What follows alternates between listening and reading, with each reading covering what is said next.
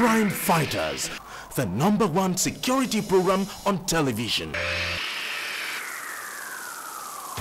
I want to plead to all youths and all persons who are keeping arms to come out and use this spirit of peace and unity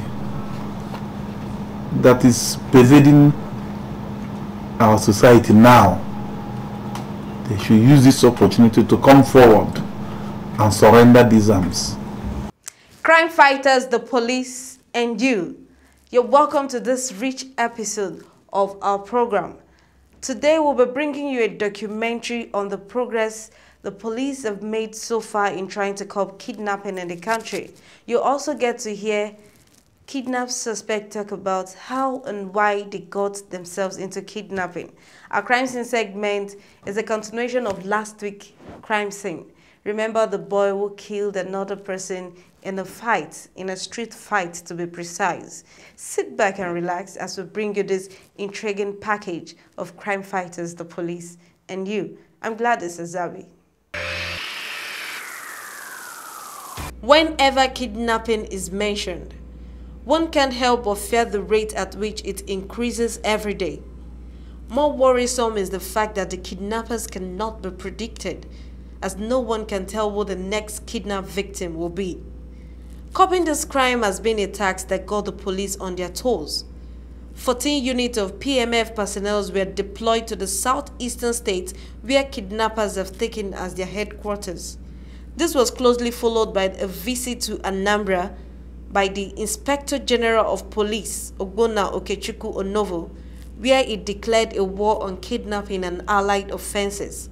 And just as the police was about to celebrate its victory over the reduction in the rate of kidnapping, a heavy blow was dealt on their efforts as Professor Soludo's father was kidnapped. Crime is endemic. The different criminal trends that come up each time is something that is always very challenging for the police. For example, kidnapping that was hitherto unknown in these crimes had become the order of the day in the southeastern part of the country, where they kidnap for commercial purposes. That is a challenge that we have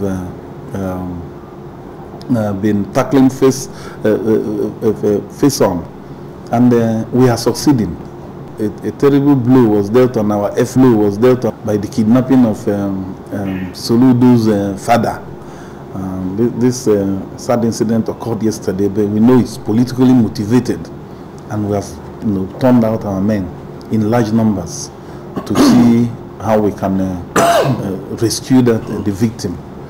The irony of it all is that a large percentage of kidnap cases were made possible by an insider. It could be the driver, cook, house help, even relatives. It's as bad as that. And this has made kidnapping more hideous. In 90% of cases of kidnap, there is always an insider. Many now have second thoughts about traveling to their hometown, especially to the east, for fear of being kidnapped. But the Commissioner of Police for Anambra State, Philemon Lear, said, though the crime cannot be totally eradicated, but that the police is equal to the task. We'll fight them. We'll not prevent them. Let them come and steal. Let them come and kidnap. But we will not fold our arms and wait for them to do these things. We'll fight them. However we may want to look at it, it will be hypocrisy not to admit that the police has put up a fierce fight against kidnapping and that many victories have been won. Take Anambra State as a case study. Kidnap attempts have been busted, depriving the kidnappers from getting ransom, and hundreds of suspects are in the police custody. Take the case of this gang as an example. They kidnapped a woman and a houseboy and murdered them afterwards. I have to say the truth.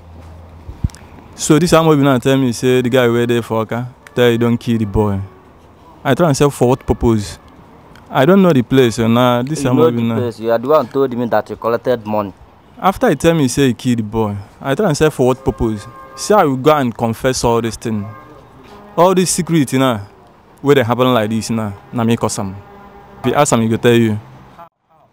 Because I don't know how them go carry two people. Okay, if one die, the little boy then supposed to leave him now. Even if I would die, it's best for me to confess what I did. It's already happened. Now devil work. So anyone who they thought say in no there among or not in no follow, that one is just something will happen, don't happen. What you will pray is to God forgive us.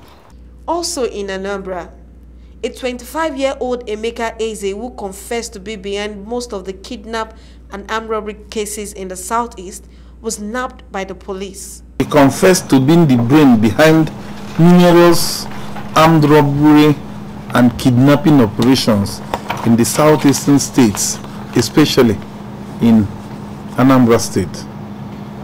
He particularly confessed to the kidnapping of Chief GUO Okeke, the chairman, managing director of GUO Motors Limited, and Chief Anthony Enukeme, chief executive of Tonimas Oil, Nigeria Limited. Following his confessions, a search was executed in his criminal hideout in Nando, Anambra State, and the following offensive weapons were recovered. That who kidnapped you, yes, will not carry the rocket one chakonde, he didn't sign motor, but all the while we hold AK-47. The fight against kidnapping is also yielding fruit in Abia State. The Abia State Police Kidnapping Unit rescued a 70-year-old elder Onyoku who was kidnapped by Nnamdi Aturubi and his siblings in Urata village, Isialangwa, north of Abia State. When police stormed their house, the house also doubles as a hostage camp. The boys engaged the police in a crossfire. Eventually, 2 escaped and others were arrested. Meanwhile, the mother of the boys, Beta Aturubi, confessed that the boys have been kidnapping since their father died. Guns and ammunition were recovered, including 2 human skulls. Coming to Imo State, the police command recently rescued a kidnapped victim within 2 hours of the kidnap. The kidnappers are currently in the police custody. There was a kidnap incident right here in the town.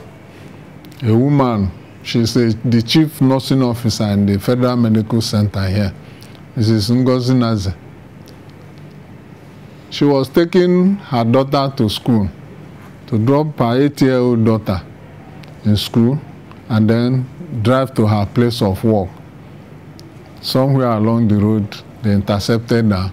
In fact, if the road had been smooth, maybe they wouldn't have succeeded in intercepting her, but they got to a bad portion of the road.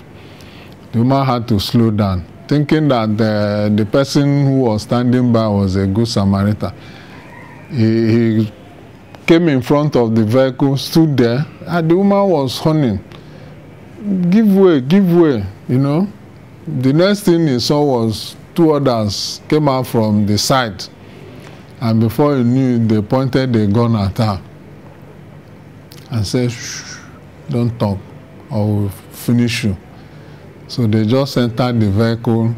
Less than 2 hours after this incident of kidnapping. Of course, in the course of rescuing the woman, 1 arrested, while about 2 others are at large.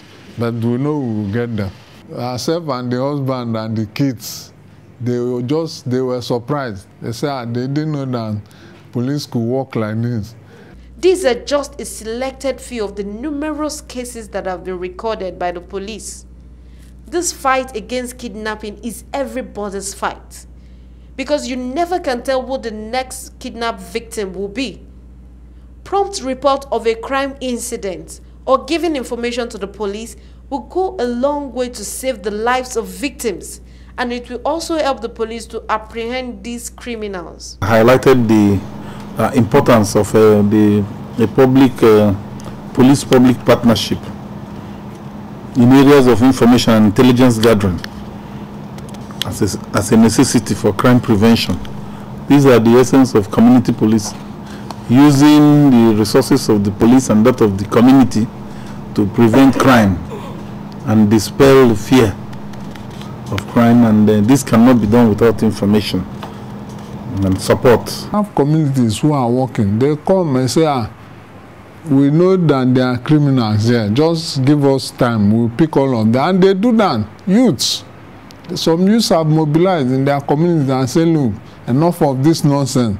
We know these criminals. If they don't kill us, we'll kill them. They go out and arrest them and bring them to us.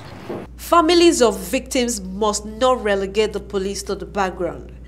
If you don't trust the police enough, like the saying goes, then try the talks and test the differences.